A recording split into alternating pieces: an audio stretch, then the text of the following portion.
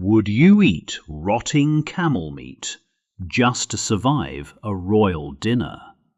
Everything they taught you about the glamorous Persian Empire is a complete lie. You probably picture kings lounging on silk pillows, but the reality of the royal banquets at Persepolis is stomach-churning. Today, you're learning 3 horrifying facts about how the king actually threw a party. You'll never look at a luxury buffet the same way again. Let's start with the terrifying scale of these dinners.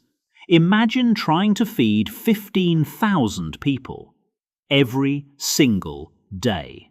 That wasn't a special holiday, that was just a random Tuesday for the Persian king. To feed that massive army of guests, they had to slaughter up to 1,000 animals a day right there in the city complex. We're talking horses, ostriches, and hundreds of camels. Now, picture the logistics of that. You are in the blistering heat of southern Iran. There is no refrigeration. The amount of blood and flies swarming the kitchens of Persepolis would have been deafening. The smell alone would hit you miles before you even saw the palace. Guests were sitting there in their finest robes, absolutely suffocating in the stench of an open-air slaughterhouse.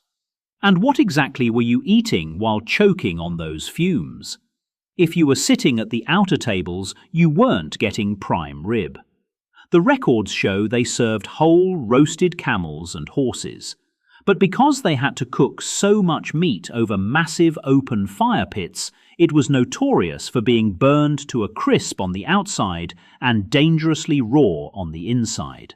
You were basically gnawing on tough, bloody horse meat while trying to look incredibly grateful so the guards wouldn't execute you. You washed it down with thick, syrupy wine.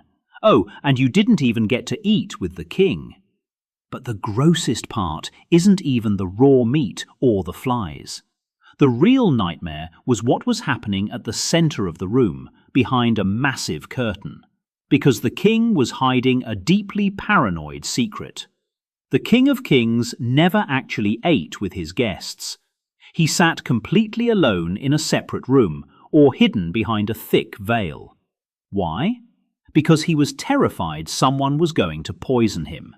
So while you were gagging on warm camel meat, the king was eating specially imported, purified food. But even he couldn't enjoy it.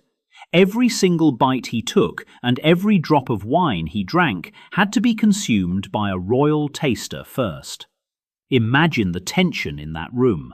The king just staring at a guy, waiting to see if he starts convulsing on the floor before taking a bite of his own dinner.